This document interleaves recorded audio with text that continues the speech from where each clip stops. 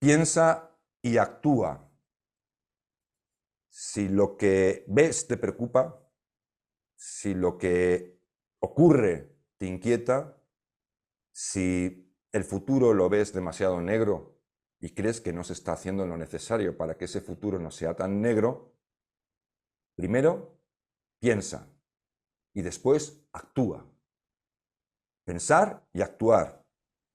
Aquí, en esta comunidad, en Disidentia, están ocurriendo cosas buenas, que van por la línea de piensa y actúa. No un think tank, un think act, que es mucho más sugerente, que es mucho más, en el fondo, realista, dada la situación.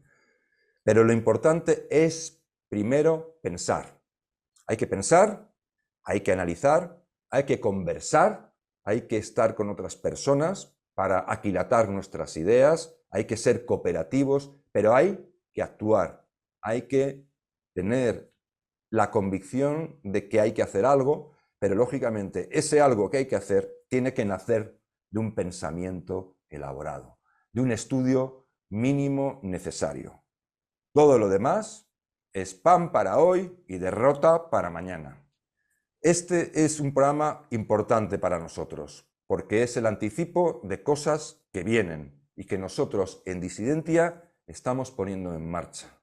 Os necesitamos, queremos que nos sigáis y sobre todo, no solo que nos sigáis, sino que en alguna medida nos arrastréis, nos llevéis, pero piensa primero y actúa después. Aquí tengo conmigo para explicar un poco en qué consiste Piensa y Actúa a José Luis González Quirós, al que vosotros ya conocéis, y los que no le conozcan, pues es, como siempre en su presentación, voy a decir lo que es José Luis, que es un ensayista, es filósofo, profesor, y en su dilatada carrera ha estado presente en momentos cruciales de la historia política española. Un saludo, José Luis, y bienvenido de nuevo a este programa. Un saludo, Javier, y ánimo porque la tarea que te propones es importante, es muy necesaria y es delicada. Es fácil saber que hace falta hacer cosas, pero no es tan fácil acertar a hacer las cosas que hay que hacer, ¿no? Y sobre todo, creo que esto lo compartimos, hay que hacer unas acciones que no sean fruto, si me permites la expresión, del activismo, del frenesí, del cabreo, de la indignación, sino que sean fruto de la reflexión. Es decir, yo, frente al activismo, me atrevería a proponer una especie de conceptismo. Necesitamos buenas ideas. Las ideas son las que al final mueven al mundo. Las ideas y las emociones. Emociones, en este país estamos sobrados de emociones, tenemos muchas, pero ideas pocas. Y entonces es muy importante, sin olvidar las emociones, aquilatar las ideas para poder actuar con claridad, con objetivos que sean compartibles por mayorías. No podemos ser una minoría irredenta y una minoría contestataria. Hay que buscar la mayoría, hay que defender ideas de fondo que susciten una mayoría a favor de la democracia, a favor de la libertad, a favor de la convivencia y a favor del progreso. Y de la Ideas prosperidad. capaces de tener mayoría.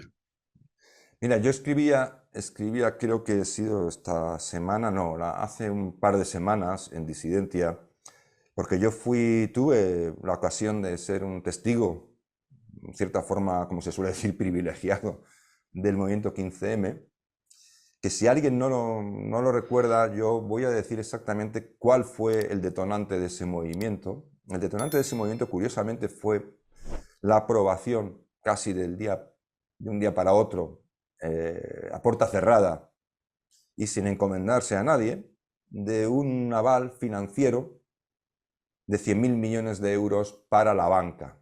Exactamente, más que para la banca, al final todos sabemos que fue para las cajas de ahorros, que estaban controlados por los políticos, sindicalistas y demás, y negociantes. Ese fue el punto que disparó el movimiento del 15M. Muchas personas no se acuerdan, porque además se ha enterrado ese hito, se enterró, y para darle al 15M una connotación que no se corresponde con su origen auténtico. Y fue, en cierta forma, esa reacción en ese momento a propósito de la aprobación a puerta cerrada de un aval ni más ni menos de 100.000 millones de euros a una serie de entidades que había que investigar antes que darles ningún tipo de aval, como eran las cajas de ahorros, que se hizo a espaldas de cualquier tipo de control realmente. Se decidió en los despachos y, visto y no visto, se aprobó en el Parlamento por el artículo 33. Cuando una cantidad de dinero en una situación como esa, a propósito de lo que habían hecho determinadas cajas de ahorros en manos de los políticos, sindicalistas y mercantilistas amigos, pues quedaba, digamos, en la sombra, ahí no había que entrar. Y eso es lo que disparó racionalmente ese movimiento espontáneo, en principio, que era el 15M.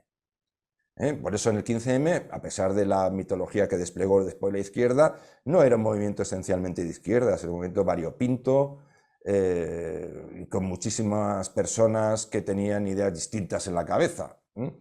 Pero eso fue, ¿no? El hecho de decir, muchas personas se sintieron como diciendo, bueno, ¿hasta dónde vamos a llegar? Aquí de repente cogen el dinero de todos y se lo van a dar a quienes nos han llevado a una situación límite, así, sin ningún tipo de supervisión, ni encomendarse ni a Dios ni al diablo. Y eso fue la gota que colmó el vaso. Ya nadie se acuerda de aquello, pero eso fue así, y lo digo de verdad porque estuve muy cerca de ese momento para enterarme exactamente de en qué consistía, a pie de calle, ¿eh? Y la conclusión yo que escribo en este artículo, explico por qué el activismo tiende a fracasar. Este tipo de activismo tiende a fracasar inevitablemente. Porque escribo, los movimientos de protesta y contestación al sistema, en general esto que se dice al sistema, contra el sistema, deben mostrar a los ciudadanos una propuesta en positivo, estructurada y sensata. Es decir, hay que pensar antes de actuar, hay que llegar a acuerdos antes de actuar. De lo contrario, esos movimientos tan estupendos que llaman tanto la atención de los medios de información, porque es que los medios de información fueron unos de los agentes más importantes que dieron esa importancia, y perdón por la redundancia, al 15M, de lo contrario, estos movimientos acaban disolviéndose o son finalmente desactivados. Cuando la gente sale a la calle agitada por meros impulsos, por una emoción que no se encuentra bien canalizada ni apoyada en una base racional sólida, los gritos pueden contribuir a aliviar la explicable frustración, pero la movilización acabará guardando similitud con los castillos de fuegos artificiales, intensos, espectaculares, vistosos y efímeros. José Luis, esto es lo que Bueno, yo... estoy esencialmente de acuerdo contigo. Has apuntado una cosa que yo no recordaba con la nitidez con que tú lo has expuesto, pero me voy a permitir subrayar un aspecto de ese recuerdo, ¿no? Fíjate que la izquierda, y en eso la derecha fue extraordinariamente torpe, consiguió que se diese por bueno la idea de que esos 100.000 millones de euros iban para apoyar a la banca, cuando ya lo has dicho tú, no era verdad. La banca española, la banca privada española, gozaba de una salud relativamente buena.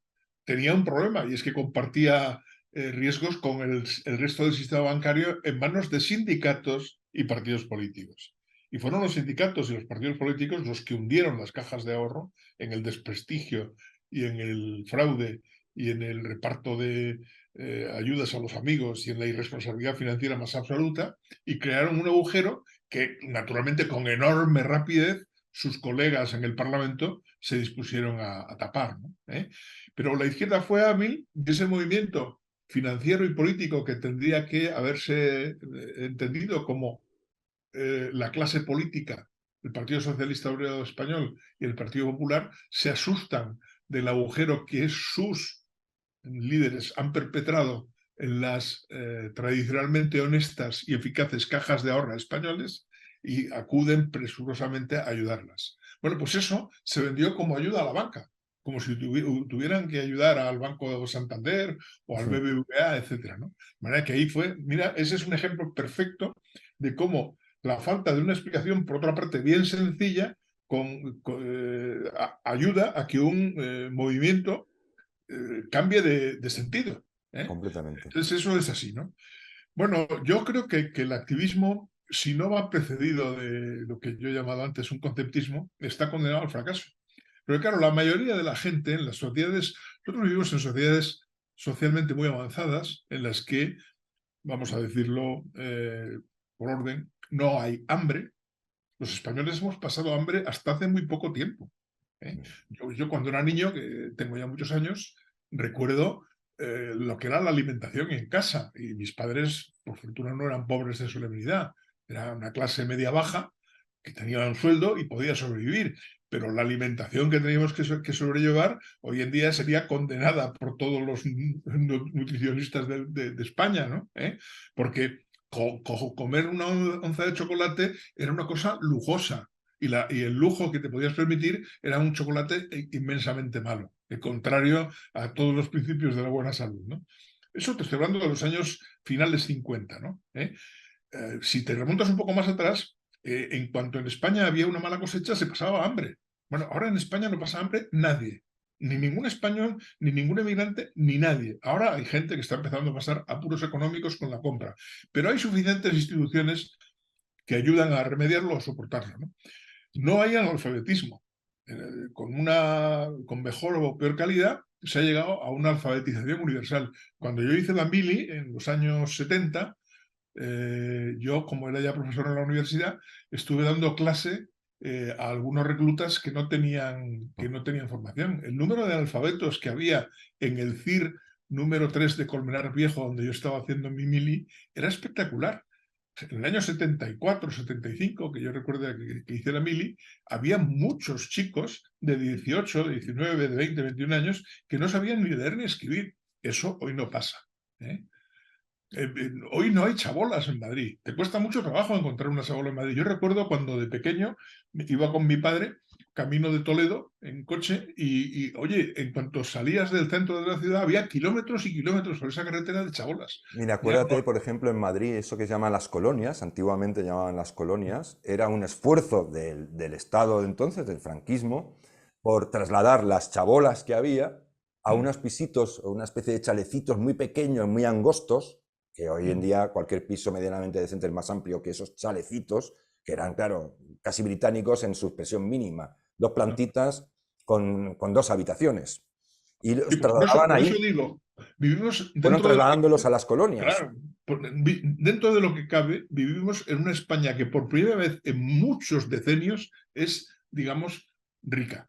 Es una sociedad con un nivel de vida muy aceptable, porque ya quisieran para sí una gran mayoría de países, ¿no? Bueno, pues los ciudadanos en estas sociedades no quieren líos, no quieren que haya follones, no quieren que haya revoluciones, no quieren que se desarme el sistema, son conservadores instintivamente.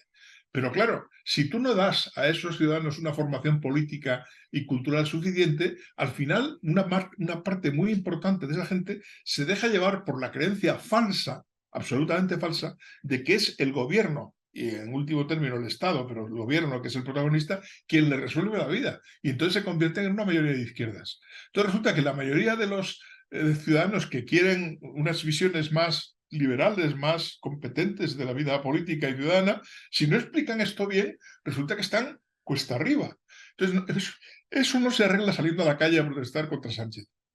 Eso se arregla explicando los fundamentos políticos, conceptuales, ideológicos, históricos de la vida política en términos sencillos que todo el mundo puede comprender. Pero eso exige un trabajo.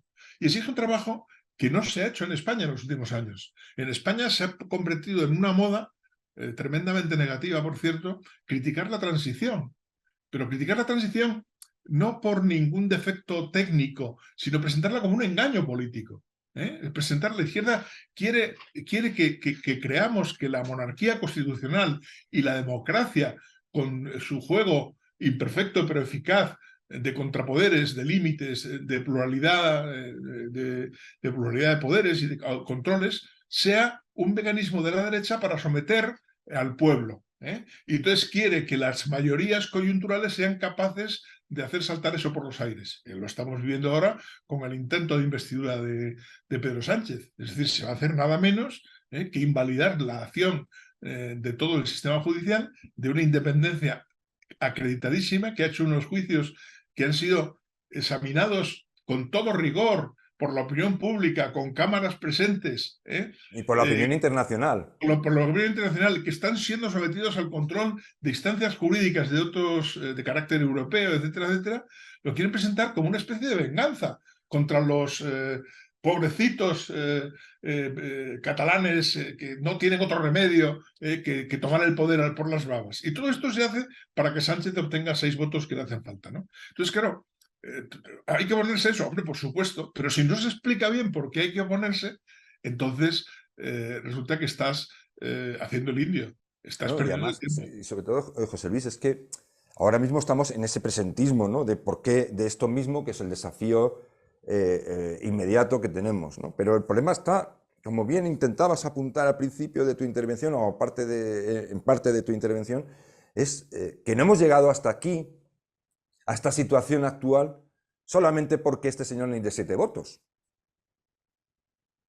Es decir, hemos llegado aquí porque en general lo que es el entendimiento de los problemas que tenemos, de lo que no funciona correctamente, de cómo no solo Sánchez, sino en general, digamos que los agentes políticos que deberían representarnos y deberían velar no solo por el buen funcionamiento de la democracia que nos dio la transición, sino por el mejoramiento de esa democracia, porque siempre se puede mejorar, se puede perfeccionar, ver dónde falla algo. Por ejemplo, restituir la separación de poderes que conculcó el Partido Socialista de Felipe González, pues hubiese sido una cuestión bastante interesante que se pudo haber acometido en al menos 2 ocasiones y se dejó.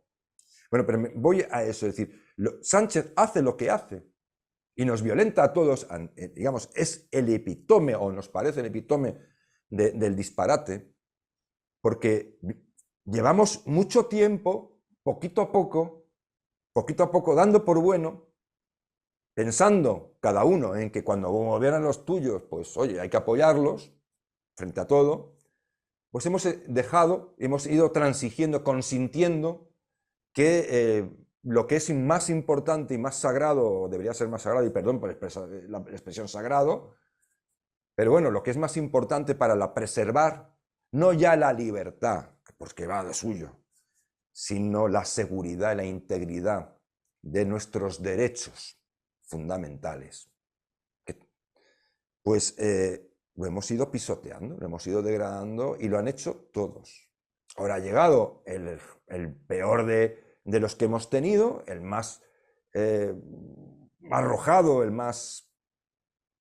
que menos escrúpulos de todos tiene, y ha llegado, ya nos ha lanzado un hordago ya a costa de 7 votos que quiere conseguir para prácticamente acabar de rematar la faena, ¿no? Es decir, acabar de triturar el sistema institucional, que ya estaba maltrecho, y rematar, digamos, a la justicia, ¿no? Como poder separado o como contrapoder del Ejecutivo y del Legislativo, de ese balance de poderes, ¿no? Lo está haciendo. Es decir, va a acabar, de facto, va a conculcar el Estado de Derecho, porque el Estado de Derecho en una democracia como la nuestra se basa en un principio que es incuestionable, no debería ser cuestionado, que es la igualdad ante la ley.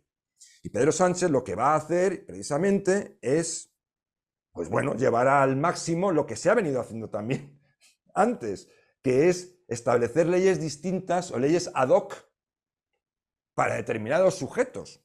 Es decir, ya no, es decir, Sánchez no se puede consentir, pero para eso hay que estar ilustrado, hay que saber un poquito más, no solo echarse a la calle a gritar. No, la democracia se basa en una cuestión muy elemental, la democracia moderna, la democracia liberal moderna. Se basa en algo que es un principio que no se puede transmitir mediante el voto, ni las mayorías, ni mediante nada, y mucho menos mediante quien ostenta el poder. Y es que un gobierno no puede hacer algo que sería ilegal si lo hiciéramos cualquiera de nosotros. Ese es el principio fundamental de la igualdad ante la ley. Ni siquiera un presidente del gobierno. Nadie, ni el rey, puede hacer algo que sería ilegal si lo cometiera un ciudadano español.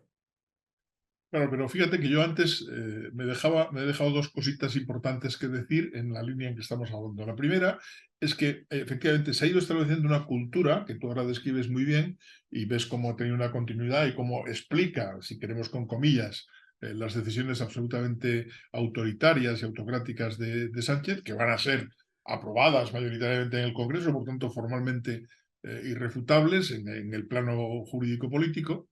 Pero claro, que están atentando a principios que están más allá. Pero ¿qué pasa con esos principios? Que no han sido explicados. ¿Por qué?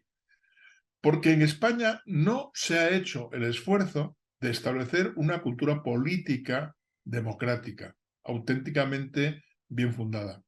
Es verdad que eso lleva en los países de mejores tradiciones, como los Estados Unidos, o Inglaterra, o Francia, o Suiza, lleva años, y que no no es una tarea de un día.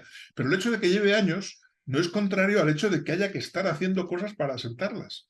Y aquí es espectacular la dejación de obligaciones que han tenido sobre todo, digamos, las clases pudientes. O sea, la gente con dinero de verdad. Los grandes empresarios, las grandes fortunas. Esos que ahora mismo ponen el grito en el cielo porque se les quiere hacer cualquier barbaridad fiscal, o porque se les echa la culpa de todos los males de la patria, O ahora porque olvidándose, se les quiere expropiar, parece se les ser, quiere ¿no? expropiar. Bueno, estos señores nunca han hecho nada por fomentar una cultura política democrática de verdad. Nunca lo han hecho. Al Y contrario. probablemente van a seguir sin hacerlo. Es decir, que, por ejemplo, iniciativas como la tuya, con este portal que sacas adelante con un esfuerzo infinito, no tengan apoyo discreto, poco a poco, de poderes económicos, de gente que puede permitirse el lujo, sin afectar para nada a su bienestar económico, de ayudar a iniciativas de ese estilo, es dramático. Pero es que no pasa solo contigo, es que pasa con todas las pequeñas iniciativas que a lo largo de España hay para sacar adelante ideas de promoción de una cultura política democrática. Quiero, por tanto, hacer un llamamiento, primero a la participación de todos, a la participación en este terreno del compensar y a la generosidad de los que más tienen para que se den cuenta de que en esto se están jugando también sus perras a medio y Bueno, a largo plazo. permite que haga un apunte y te dejo seguir, pero es de justicia. José Luis González Quirós, que escribe Gratia et Amor en Disidentia, que hace estos programas Gratia et Amor en Disidentia, igual que lo hace un servidor, igual que todo el mundo que está aquí, es pequeño mecenas de Disidentia. Es decir, no solo hace las cosas por una convicción altruista, sino que además, en la parte que él puede, aporta una pequeña ayuda económica para que podamos pagar, pues, por ejemplo, el micrófono que llevo yo ahora mismo puesto, porque se han estropeado ya 3. No sé cómo los compramos en Amazon y deben ser, aunque ponga que vienen de Estados Unidos o de España, al final deben estar fabricados en China, porque si no salen por un ojo de la cara y no se pueden pagar, ni de lejos. Bueno, pues, y con eso hacemos las cosas. Es decir, y esto es así, nosotros predicamos con el ejemplo. Y ahora te dejo seguir, José Luis, pero lo que yo quiero decir es que nosotros vamos a redoblar el esfuerzo. Vamos a redoblar el esfuerzo y queremos que en base a ese principio de piensa, ojo al orden, piensa y actúa, vamos a poner en marcha nuevas iniciativas. Una muy importante, si Dios quiere, que no sé si la vamos a hacer a través de Zoom o algún tipo de plataforma, va a ser enumerar e identificar los principales problemas políticos, económicos, o si queremos decirlo más ampliamente, sociales, traer a personas que sean relevantes o que tengan un juicio, a nuestro parecer, muy acertado y bien documentado de cada uno de esos problemas, para que hablen a nuestra comunidad, para que expliquemos y analicemos ese problema, para que culturicemos de forma agradable y positiva e incluso entretenida ese problema a nuestros oyentes, a nuestros estupendos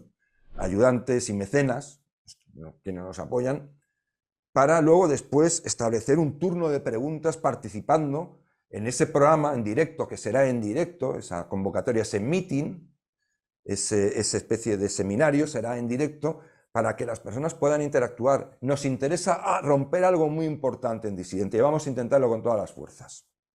Es que nadie en España que esté de verdad inquieto, preocupado, sinceramente, con la mejor intención, preocupado e inquieto por la deriva de España, de nuestro país y de nuestra democracia, no esté solo, no se sienta solo, sino que hay más personas que sienten lo mismo que él y que van a poner de su parte para analizar esas cuestiones y no solo convertir un bonito think tank con publicaciones o con cosas muy bonitas, sino también actuar en consecuencia.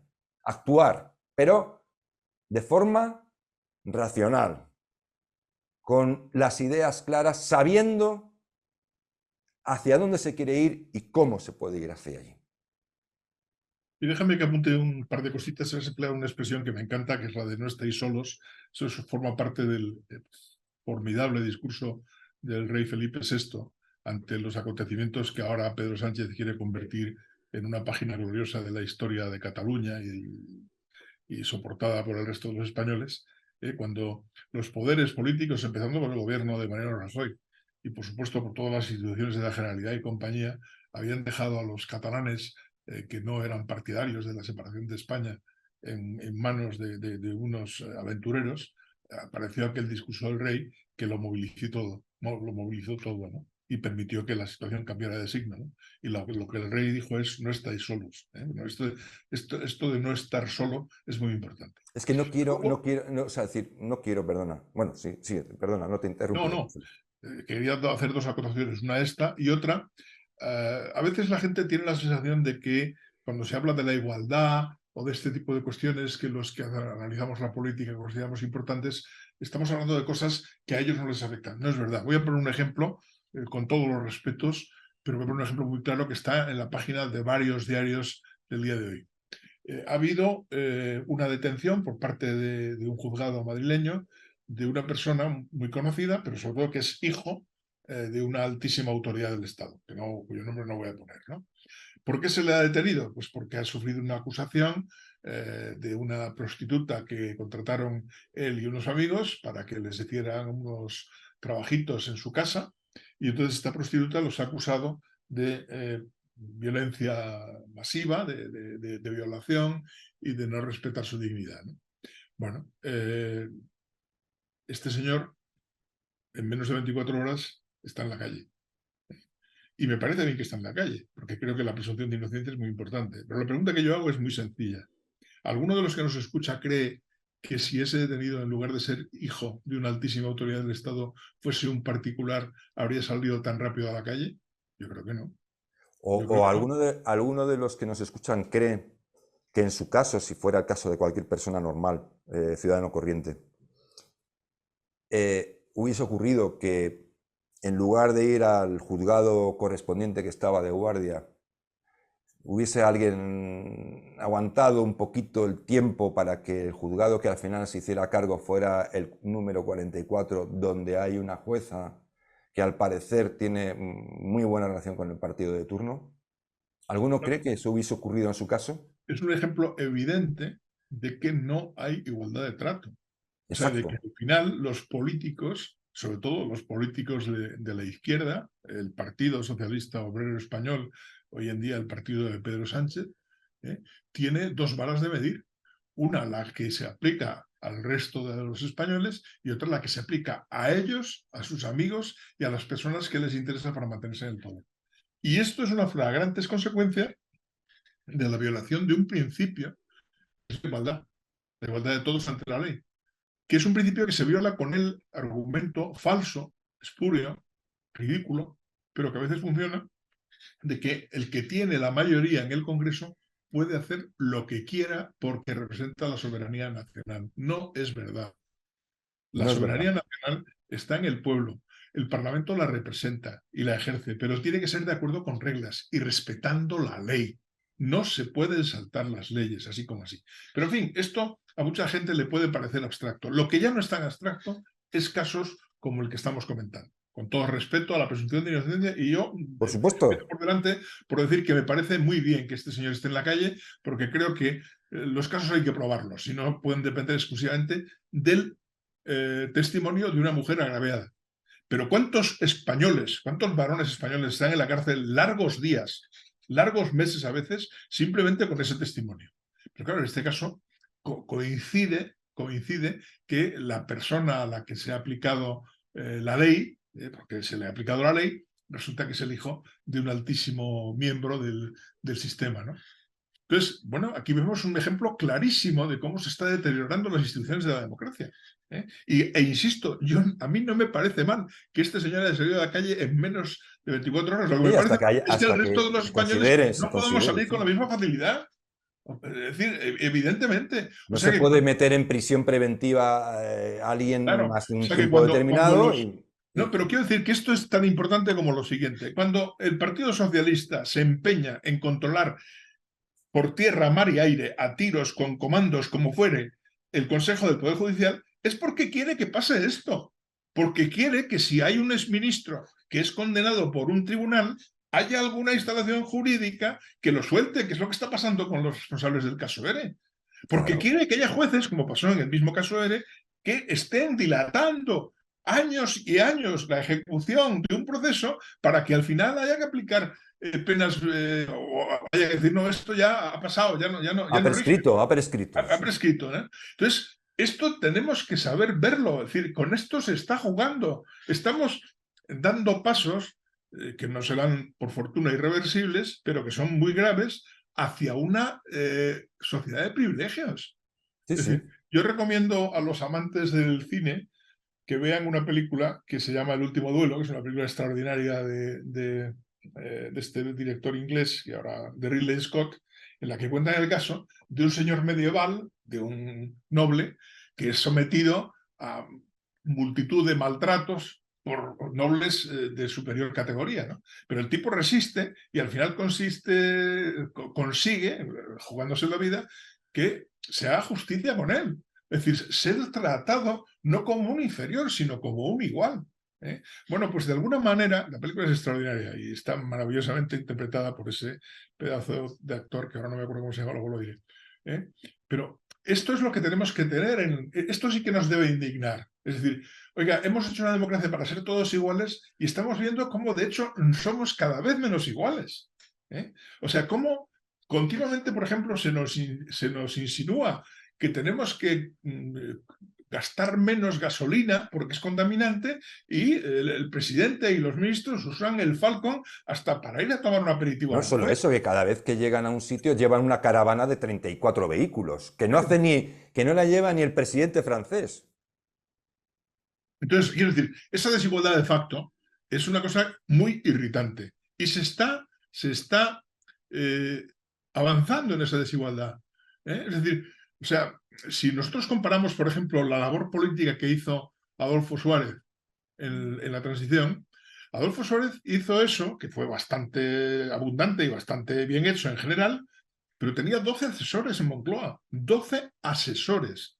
Hoy en día los asesores de Pedro Sánchez en Moncloa son varios centenares. No, no, 1500. Bueno, son 15 centenares. Es decir, o sea, 100 veces más que en el caso de Adolfo Suárez. Entonces, ¿esto nos favorece en algo? No, absolutamente en nada. Esto es también fomentar desigualdad.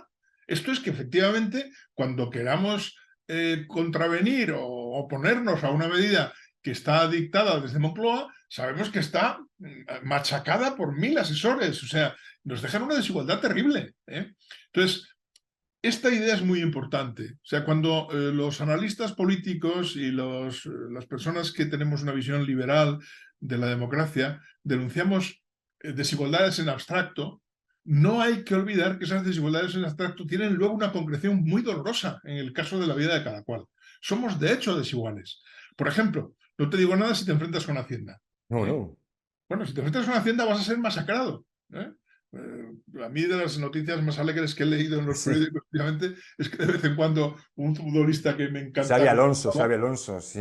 Javier Bueno, que Alonso, ha contado además cómo le coaccionaban claro, los funcionarios, porque decían, claro, ponían en un lado incluso el peligro que corría, le advertían de acabar en prisión, claro, con claro, el fin de que el hombre renunciara a sus derechos por miedo, ir a la cárcel, renunciara a sus derechos y se aviniera a negociar un pago que no era justo, que no le correspondía pagar. No, era cuestión de sacarle algo. Eso es continuo, eso es continuo. Entonces, estos días ha circulado por ahí un vídeo de un personaje que a mí yo no soy especialmente fan de él, pero bueno, la verdad es que en este punto estoy totalmente de acuerdo con él. Me refiero al alcalde de Madrid. Bueno, pues el alcalde de Madrid, en un vídeo, en un YouTube que puede ver por ahí cualquiera, se queja con toda razón de que la representante del PSOE en el Ayuntamiento de Madrid, la exministra Reyes Maroto, le ha pedido cuentas por el gasto que ha hecho el ayuntamiento en banderas de España con motivo de del juramento de la Constitución de la princesa Leonor, ¿no? Claro, se queja con toda indignación. Es decir, vamos a ver, el partido que va a perdonar cientos de millones de malversación de los catalanes con una ley de amnistía, el partido que está haciendo lo imposible porque el robo masivo del ERE pase a la historia como una cosa que no ha sucedido, le pide cuentas al señor alcalde de Madrid porque se ha gastado a lo mejor 7.000 o 8.000 euros en banderas. Entonces, este chico con toda tranquilidad dice, no, si le voy a dar las cuentas, pero lo que quiero es que los españoles sepan que es absolutamente inaudito que esta persona piense que realmente nosotros hemos hecho algo que está mal, mientras ella está apoyando a un señor que va a amnistiar a los que se han partido de risa con la Guardia Civil, con los jueces, con la bandera, a los que han quemado la efigie del rey, a los que se han gastado cientos de millones de nuestro dinero y al que el en gobierno de sus Pedro absurdas Sánchez... pretensiones, y a los que además ahora vamos a perdonar. Puigdemont pide 450.000 millones, ¿eh? No es ninguna broma. De momento les hemos perdonado 14.000 millones. Y luego, como algo verdaderamente inaudito... Que lo van a pagar, que no es magia. No, Esos salen 15.000 del millones no de son tu magia, bolsillo. son sus impuestos, tus impuestos. Salimos a 1.000 euros por español. Con Eso esa lo pagamos lo vamos a pagar es, con nuestro dinero. Entonces, para hacerlo más llevadero, van y los representantes del Partido Socialista dicen, no, si vamos a perdonar la deuda a todo el mundo. Pero ¿cómo que perdonar la deuda a todo el mundo? Si es que esto es increíble. Es decir, o sea, estamos haciendo que la mala administración la paguemos los administrados. Bueno, ya sabemos que vamos a pagar de todos modos, pero por lo menos disimulen un poco.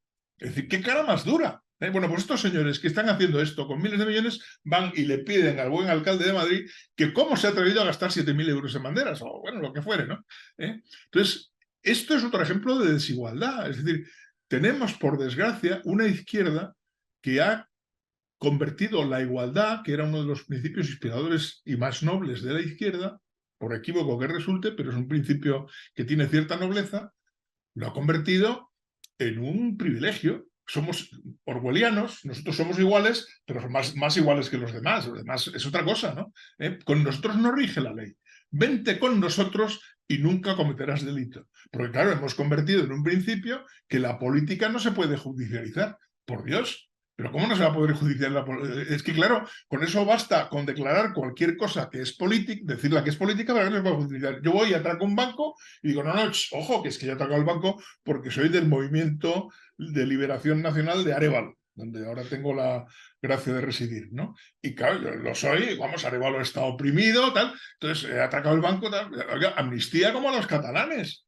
O sea, pero no, si me juzgan, están judicializando la política. Es increíble esto, es asombroso.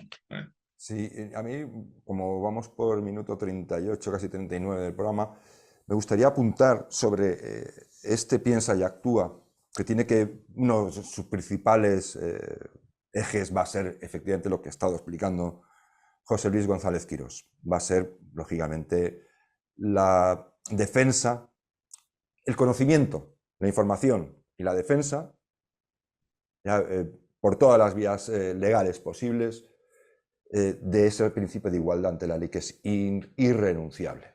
Irrenunciable y que nadie puede estar por encima de ella. Nadie, absolutamente nadie. Da igual la mayoría que tengas en votos en el Parlamento o en donde te dé la real gana, como si es un club de fútbol. Nos importa muy poco. Nadie va a estar por encima de nadie. Y esto vamos a difundirlo en disidencia, por todos los medios legales a nuestro alcance y por todos los medios posibles, vídeos, podcasts, escritos, conferencias, declaraciones, manifiestos, lo que sea necesario. Pero junto con esto vamos a hacer una labor muy importante que queremos que nos ayudéis y nos acompañéis en ella. Y es defender cuestiones que ahora mismo nadie defiende prácticamente, o el que lo hace con la boca pequeña porque parece que es pecado defenderlas. Vamos a defender y apuntar problemas que son muy trascendentes para el bienestar de cada uno de nosotros, de los comunes. Y es, uno de ellos, vamos a defender el crecimiento económico sin añadirles sufijos. Crecimiento económico. Aunque Sin no sea sostenible. sostenibles y sin... Es decir, no vamos a hablar de quemar el planeta para crecer económicamente. No, no, no.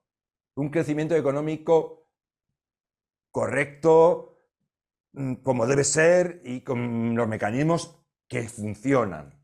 Porque el crecimiento económico es la mejor garantía para absolutamente casi todo. Primero, para la paz social. Eso no hay duda. Si la gente más o menos tiene un mínimo de prosperidad, pues no va a estar en otras cosas más desaconsejables. Y segundo, porque el crecimiento económico permite, precisamente, si hay alguien que le preocupe el crecimiento económico por una cuestión ecológica, es precisamente las sociedades prósperas las que mejor tratan el medio ambiente. Si no hay una economía saludable, cuidar el medio ambiente, que es muy costoso, que requiere muchos recursos, no se puede llevar a cabo. Es una paradoja. Si usted acaba con el crecimiento económico para defender el planeta, lo que va a hacer es mandar el planeta al carajo. Porque la gente, en donde una sociedad pobre, lo que hace es quemar leña para calentarse. Lo que primero encuentra. Hablando de cosas muy elementales, ¿no? Vamos a defender el crecimiento económico con razones y vamos a intentar que todo el mundo las vaya entendiendo. Vamos a marcar un punto muy importante en uno de los elementos más preocupantes para Occidente en general, pero sobre todo, y para el mundo, pero sobre todo en el caso español, en el caso nuestro, que somos líderes, creo que somos los líderes mundiales en este problema, y es el de la natalidad. Los últimos datos que se han conocido es que ya hemos bajado, hace poco había un índice de fertilidad en España de 1,23 hijos por mujer, que ya era catastrófico. Pero bueno, es que recientemente se ha conocido que ese índice se ha desplomado más todavía y estamos apenas en 1,1 hijos por mujer. Vamos a explicar por qué la natalidad no solo, el desplome de la natalidad no solo pone en riesgo las pensiones, que siempre es lo que se suele decir. ¿Quién va a pagar las pensiones? Es que ese es un problema muy grave, pero no es el principal problema. Hay problemas mucho más graves que trae ese desplome demográfico, y hay que explicarlos, y hay que conocerlos para poder siquiera plantearse cómo afrontar este problema, que no debe ser afrontado solamente por el Estado. Ojo, cuidado con esto, debe ser afrontado por la sociedad en todos los niveles posibles. Desde la educación hasta las fundaciones, hasta las personas que tienen cierta influencia, cierta capacidad de comunicación, deben participar del concienciamiento de un problema y de cómo podemos cambiar el estado de opinión y la mentalidad imperante que nos lleva hacia ese abismo que es el desplome demográfico.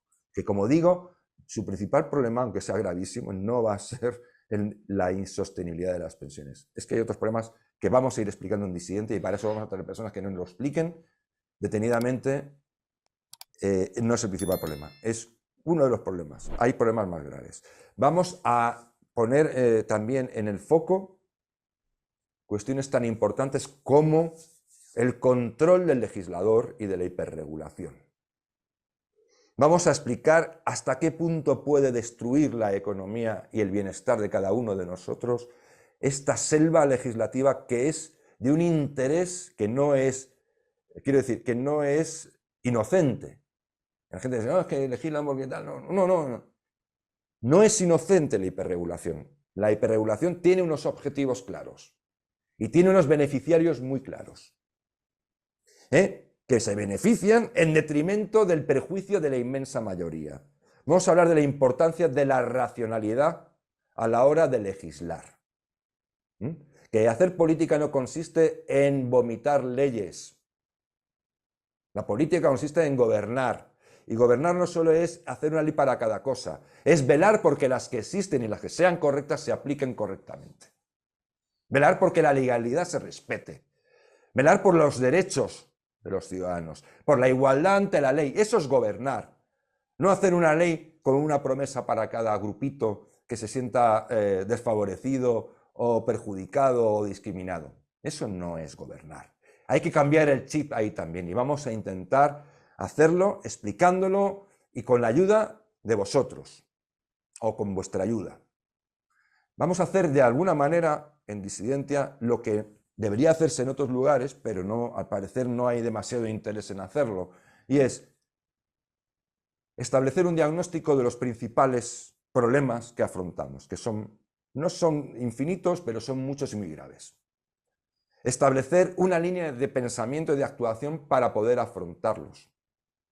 Culturizarnos al respecto de esos problemas para poder entenderlos correctamente. Actuar con cabeza y con inteligencia y, sobre todo, concitando el interés mayoritario sobre estos problemas. Porque sin incitar a la mayoría a que se paren a pensar sobre estos problemas de forma correcta, no hay nada que hacer. Esto no se va a arreglar echándose a la calle de un día para otro si no se hace todo el trabajo que hay que hacer antes. Y ese trabajo lo vamos a intentar hacer, ayudar a intentar hacer desde Disidentia, con la ayuda de aquellas personas que se quieran sumar de buena fe a arrimar el hombro. Así es, hay mucho que hacer, efectivamente, ¿no? Esto es lo importante, que un país es un país de verdad democrático y civilizado cuando la mayoría de sus ciudadanos, y desde luego la mayoría de los ciudadanos con un nivel de formación superior a la media, comprenden que no hay posibilidades de que las democracias se conviertan en factores de progreso si no hay participación, si no hay inteligencia y si no hay análisis compartidos. Si la sociedad civil no está implicada y no es capaz de producir los impulsos necesarios para que los políticos no tengan otro remedio que tomarlos en cuenta. A veces reprochamos a los políticos, y yo soy el primero, sus muchos fallos, pero con frecuencia nos olvidamos de que esos muchos fallos son posibles, entre otras cosas, porque nadie les está urgiendo, porque nadie les pide cuentas también a ellos. Es decir, por ejemplo, pues, voy a poner un ejemplo muy concreto. Yo me he significado todo lo que he podido diciendo que la campaña del Partido Popular en estas últimas elecciones generales ha sido un desastre. Ha sido un desastre porque era una campaña negativa, que quería echar a Sánchez. Pero yo, por supuesto, quiero echar a Sánchez, pero quiero echar a Sánchez porque quiero otra cosa, y esa otra cosa no la explicaron. Entonces, es frecuente que los partidos políticos reaccionen frente a los que hacemos críticas tratando de silenciarnos. Es poco inteligente. Lo que tendrían que hacer es aprender. Pero es verdad que aprenden poco porque hay poca gente que les diga cosas, porque hay poca gente que les estimule a ser mejores. Entonces, si nadie le dice, cosa que en este caso no es verdad, porque a mí me consta que a los dirigentes del Partido Popular se les ha dicho por activa y por pasiva y por gente suficientemente representativa y con capacidad de análisis que lo que iban a hacer era un error. Pero es igual porque, digamos, quien les ha dicho eso, que se lo ha dicho, y me consta, ha sido al final poca gente. Tendría que haber habido un clamor. Aquí, José Luis, tenemos un podcast, y tenemos, creo que sí, un podcast, que desde Disidentia anticipamos que con esa estrategia las elecciones se iban a perder. Claro, pero bueno, pero quiero decir que... Contra el criterio de los Michavila y todo este grupete de listos. Pero ¿cuál es el problema? Que estas voces como la nuestra son todavía pocas. Hay que potenciarlas. O sea, claro, hay que amplificarlas. Tenemos que obligar a que el Partido Popular se tome más en serio, o los partidos que representan una opción liberal, conservadora, sean los que fueren, se tomen más en serio la opinión pública, su opinión pública. Y para eso tenemos que trabajarla. Claro, y no dejarlo solamente en manos de los periódicos que de manera muy genérica, y perdón, porque toda generalización puede cometer injusticias, pero dicho, puesta esta excusa, yo voy a decirlo directamente, en lugar de crear opinión, lo que suelen hacer es potenciar la opinión del partido.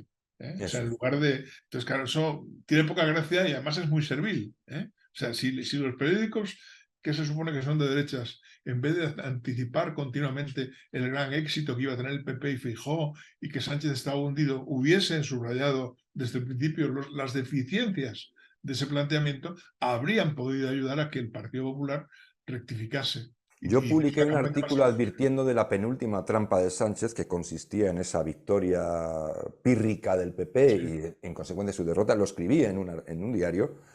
En un momento álgido de fanfarrias y de triunfalismo absurdo y ridículo, como se ha visto después.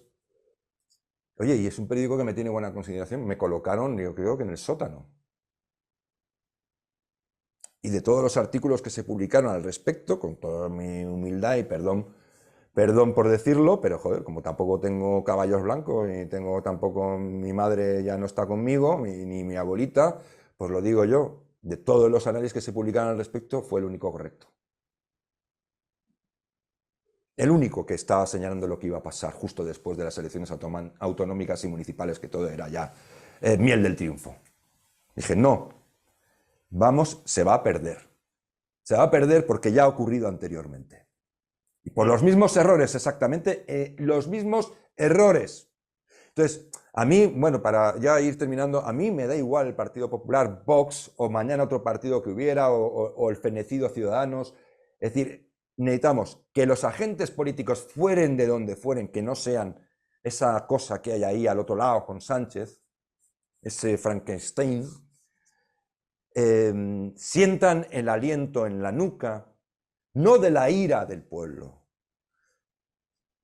sino de el criterio del pueblo, del criterio, del potente criterio de la sabiduría en general de la gente, que no tiene que ser una sabiduría erudita, no hay que ser un rey filósofo como decía Platón, pero sí saber lo elemental de los problemas fundamentales que nos están poniendo en grave riesgo, entender de forma correcta su diagnóstico y entender de forma general las propuestas que pueden sacarnos de esos problemas o pueden pugnar por sacarnos de esos problemas. Eso no requiere un conocimiento filosófico, enciclopédico, ni una erudición de intelectuales. Eso lo puede hacer como el propio Pericles, que era un político profesional, entendió perfectamente, que la gente hay que llevarla.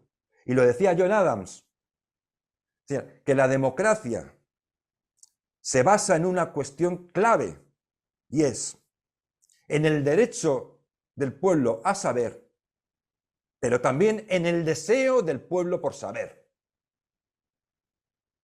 Y eso es lo que hay que trabajar, y eso es lo que vamos a intentar con las fuerzas que tengamos, y si aglutinamos a más gente, más fuerzas tendremos. Vamos a intentar, porque sin ese background, sin ese pozo esparciéndose por las 4 esquinas de España, en el mayor número posible de personas, al menos en una vanguardia significativa, echarse a la calle es llorar, No, siento llevar la contraria a muchos de los que creen que en la calle está la solución. A mí me parece que es llorar, pero hay una cosa peor todavía que es llorar, que es proporcionar al contrario un motivo de satisfacción. Ver lo cabreados que están estos y lo poco que saben hacer en contra nuestra. Y hay que recordar una cosa que dijo, y no sé si hace falta que nos lo digan más claro, es que yo no sé, si nos lo tienen que gritar hasta que nos sangren los oídos. Lo dijo clarísimamente aquel personaje, este personaje deleznable que es Zapatero. Lo dijo, y a partir de ahí empieza todo lo que ha venido después. Nos interesa que haya tensión. En lugar de romper la cintura al adversario con una estrategia de que le pille a calzón bajado, estamos contribuyendo a esa estrategia. En lugar de trabajar y esforzarnos donde hace falta, vamos a intentar atajar tomando la calle como hace la izquierda. Pero la izquierda la hace además porque tiene una estrategia de global, tiene una estrategia general. La calle es un elemento más de su estrategia, de su Ítaca, de su utopía, porque esa es su política, la utopía. Tiene una política y luego toma la calle. Aquí no tenemos ese diagnóstico, ni esas propuestas, ni tenemos nada, y vamos a ganar tomando la calle. Yo, sinceramente, creo que merece una reflexión pensar si esto tiene algún sentido. José Luis, ya vamos terminando, si quieres te dejo concluir. No, y hemos llegado que al te final. agradezco mucho lo que te esfuerzas por sacar adelante Disidencia y te deseo el mejor éxito en esta nueva iniciativa que estás contando a nuestros seguidores. Y bueno, pues vamos a seguir haciendo, si podemos mejor, lo que hemos hecho siempre, que es tratar de iluminar con buenas razones y a veces con algo de pasión, porque la pasión es buena cuando se pone al servicio de la razón. eh, lo que creemos que España necesita y sobre todo lo que creemos que tenemos que aportar las personas que creemos en una democracia liberal, que creemos en la separación de poderes, que creemos en el arbitrio de la ley, que creemos en que la soberanía reside en el pueblo y se representa en las Cortes, pero siempre que se respeten los principios esenciales de la democracia, y que creemos que España había iniciado un camino básicamente correcto en 1977 y que ahora llevamos, pues francamente, 20 años y especialmente los últimos 5 años y especialmente los últimos 12 o 15 años, pues está abajo y que tenemos que cambiar esa tendencia. Nos interesa mucho vivir mejor, nos interesa mucho ser más libres, nos interesa mucho ser un poco más ricos y queremos ser más productivos. No queremos ser esclavos del Estado. Queremos ser ciudadanos libres, capaces de financiar un Estado eficiente, pero no sometidos a un Estado totalitario.